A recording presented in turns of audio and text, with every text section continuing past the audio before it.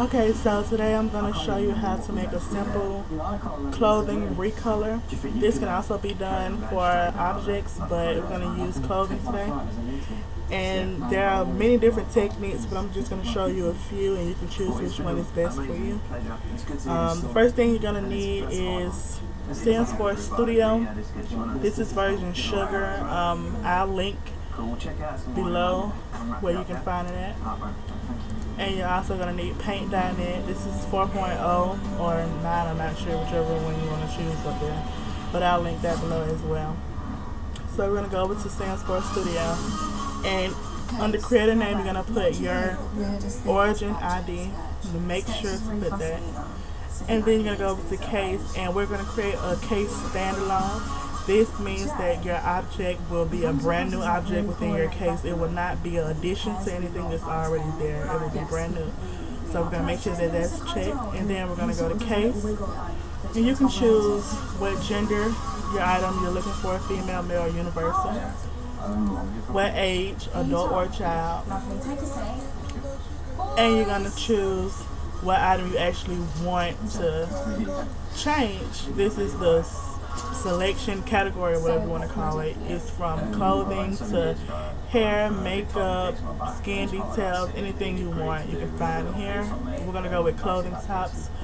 So I'm already here, so this is how it looks for my game. Your game will determine what games you already have installed. Those are the things that you will see. I actually have more clothing than this, but the Sugar Stands for Studio hasn't been updated, which usually updates with each game. So this is what I have, and this is the female adult clothing tops. And I'm going to choose what top I actually want. I think I'm going to go with this one. So once selected, you choose next. And I like to save everything to my desktop because I don't really like a messy desktop, so it's easy for me to delete everything, of course. So what I'm going to do is I'm going to just type any name. It doesn't really matter since I already have stuff. I'm going to say Shay.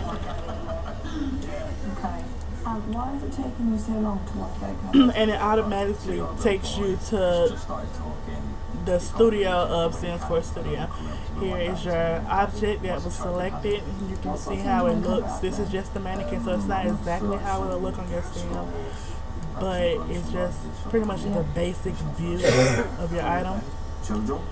And over here you have your swatch thumbnail, your swatch thumbnail colors, your texture and your catalog, and then your custom thumbnails and categories. We'll get into that a little later. But what you do want is you want the texture. This is how your texture looks for this shirt.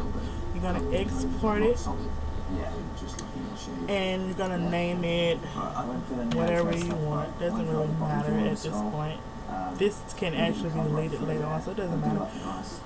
So then we're going to save. And I say this to my desktop, so this is my desktop. The folder location pops up, and I'm going to drag this over to my paint.net and just drop. You don't have to drag. You can actually open paint.net, go to File, Open, and go from there, but I just take the lazy way out. I'm going to zoom in, and you see that I have the front of my shirt, the back of my shirt, and the sleeves as my view. There are some times where you may get a little confused and want to really be able to tell what you're looking at. So you can do as I do, which is I go to my body template. This can be found at standsforstudio.com. I'll link it below. This is the female template. They also have the male template and the child template, but I'm going to work with the female, which is what I usually work with because I make female clothing. So you save as, and I put mine on my desktop. This is it already, so I don't really have to save it. It's already there. And what I like to do, you don't have to do this step, but this is just what I like to do. Just go to the desktop, pull up the file. This is my template. I'm going to drag it over. And anytime you're dragging something that you want on the same page, you're going to add a layer. So now you see that my shirt is gone, but it's not really gone. It's a layer under. So if I uncheck this layer, you see the shirt. If I check it again, you cannot see it. I want the shirt to be on top, so I'm just going to switch that around. And now you have both layers. I'm not going to be working on either layer. I'm going to create a brand new layer. I like to create a brand new layer, so if I mess up, it's easier to take away or delete if you want to. So first, let's say I wanted to change my shirt. One way, which is pretty easy, to change the color of the shirt, I'm going to click on the layer of the shirt. You can always tell what layer you're on by clicking. So make sure that I'm on there. And I'm going to go over to adjustments and hue saturation. You see that just changed automatically. That's because it's already set differently. So this is the original color. And I can slide to make whatever color I want. These are just your basic colors, you know, purple, pink, green, red, yellow. Any color you can basically think of. It's simple colors. And I'm going to go purple. You can change saturation as well. As you see.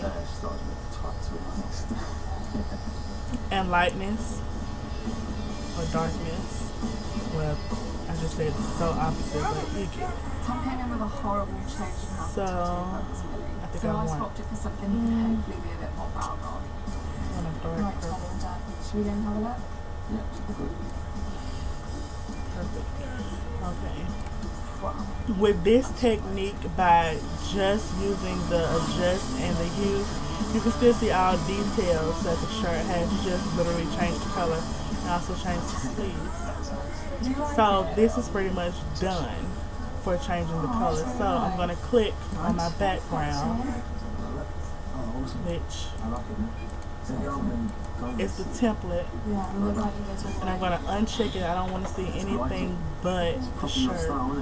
I'm going to go over to File, Save As, and we're going to save it. It's automatically a paint.net file, but we're going to save it to DDS, which is direct draw surface. At all times your items will be saved as DDS. And I'm just going to overwrite something I already did, but you can create a brand new name. And then the confirmation comes up, and in the settings, you want to make sure that these are your settings. Once you set them once, you almost likely never have to set them again. So just make sure that you have the DXT5 interpolated alpha, the cluster fit, perceptual, generate MIP maps, faints, and then over in the preview file, you can see what you just created. Nothing really special about it at this point. But once you save and flatten, you can go over to Salesforce Studio and you're going to import this time. And you look for your file. Once you open, you see that your shirt has now changed colors. So now you have your new design. Now you can change your swatch to the color of your shirt.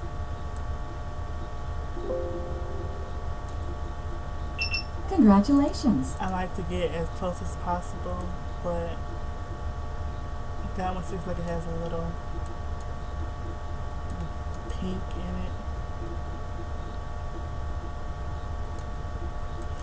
This changes as your thumbnail, and you can go over to categories. You can choose what age you'd like your shirt to be available for. If it's not already checked, that means that the other two I wouldn't advise you to go ahead and check to make it My name is available. Barry Allen, and I But am what the you can fastest do is man. uncheck something that's already checked. For instance, if I don't want this shirt to be available for elders, I can uncheck it, and then I can go down and choose what color the shirt is, or colors are in the shirt if it's more than one. I'm going to uncheck the age appropriation, which is usually the same thing as the age that you want your item to be for. And I'm going to choose for this item to only be for humans. It's already checked, but you can also choose aliens if you want, or just aliens. And you want to make sure, no matter what, that your items are never checked for nude, because your Sims will shower in them, which is very unrealistic. So I also don't want it checked for situations. I'm going to uncheck it, and let's just say I want it only for athletic.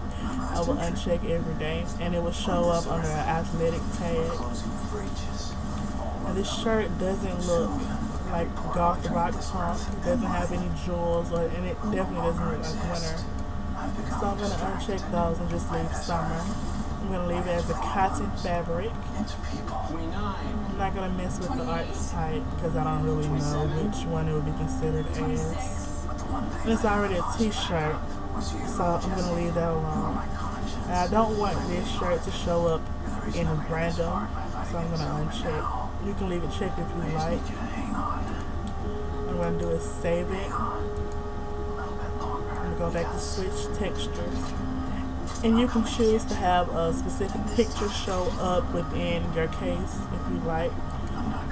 You would import and you would go to wherever your picture is. I don't actually have one, but as an example, you would click open and then it would show up here. And when you're in case, it would be the main picture that you see. And then, of course, the purple would be the swatches. So I'm going to just clear this because that's not the picture that I want. And I don't have one, so I'm just going to save it like this.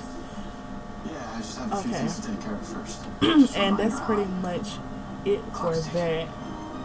Also, I'm going to show you another way that you can change the color of an object. So let's just say that this is your original color. What I'm going to do is add a layer. It's just created 2 layers now. Your original and a new one, which should be empty. I'm going to go to the shirt layer, and I'm going to click on the magic wand. I'm going to click on the shirt, which outlines the entire shirt. You can choose how much is outlined by changing the tolerance. The lower you go, the less is outlined. The more you go, the more it's outlined. You want the whole shirt. And if you want the shirt and the sleeves, or more than just one object, you can right click shift. And then it'll select everything that color. So let's say I want my shirt to be green. I'm going to go to paint. It's not. And paint everything green. Of course. I miss her a lot, but I know what I have here. I love my life. This creates an entire green shirt, but if you messed up, the only thing you can do is undo, because if you, let's say, delete, and then come home, you delete the entire outfit.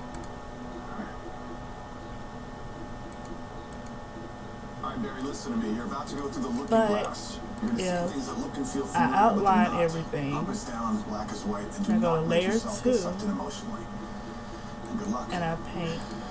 Look, if we're not back in 48 hours, that means it's I decided to delete layer 2 because I no longer like it. I still have my original shirt, so it's always good to have a second layer and to do basically everything on the opposite layer from your original. So I'm going to go back and paint that over.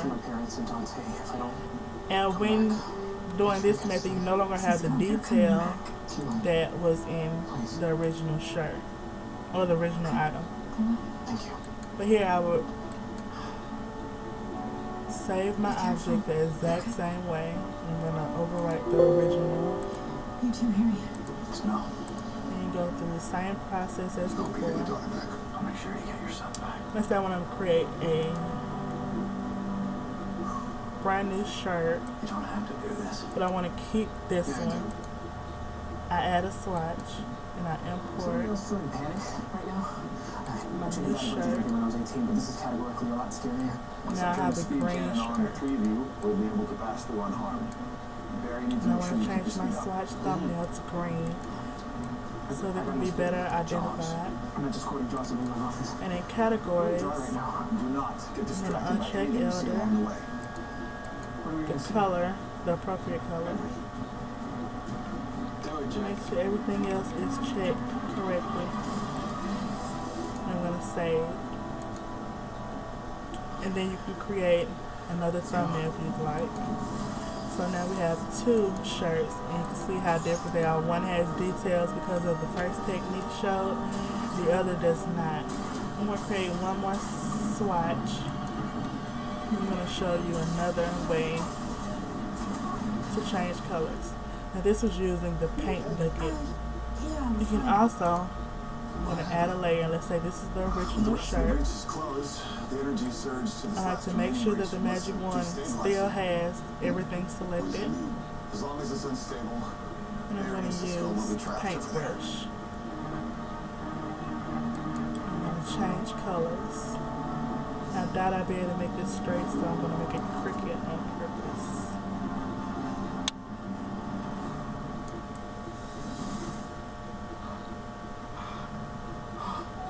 This is takes a little longer, but sometimes the paintbrush will be needed. And if you want, you can also change the width of the brush. Like that. Come on. And it covers more at a time. And you can also change the opacity of the brush by going to the colors and making it lighter or stronger. The lighter it is, the lighter your color will come off with each stroke.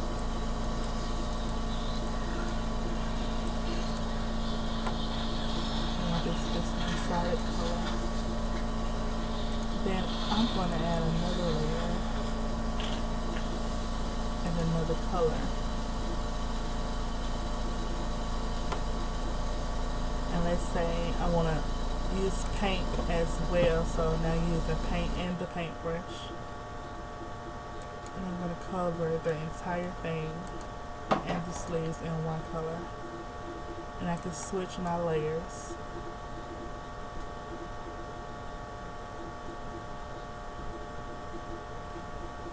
We have a brand new shirt in a different color. And you save the same way. Each time it'll always be the same. And then you go back to paint, to Sims for Studio. And I click on the new swatch and upload my new color. And now I have a new shirt.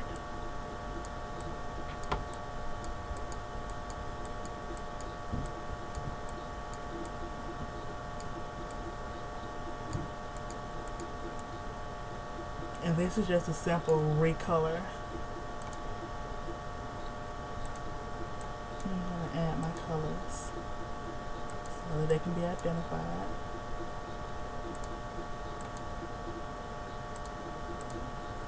There's blue and yellow. Make sure everything is checked. And I'm going to save. So now we have 3 different shirts. And I just showed you 3 different techniques. Well, really 4. This one is by using the hue saturation, keeping the exact detail that's in the shirt. This one is by painting over the entire shirt. And this one is by using the paintbrush as well as painting over the entire shirt. So it's just different ways you can do it. Whichever is better for you, more convenient, or will, you know, accomplish whatever your end goal would be. In case you don't know how to put these items in game, You save totally. Gonna cancel, takes me back to the screen. JJJ is the package that we just finished. So I'm gonna exit out totally, and on my screen I'm gonna go to JJJ and I'm gonna rename it to something that I would like my package to be named. I'm gonna go for demo.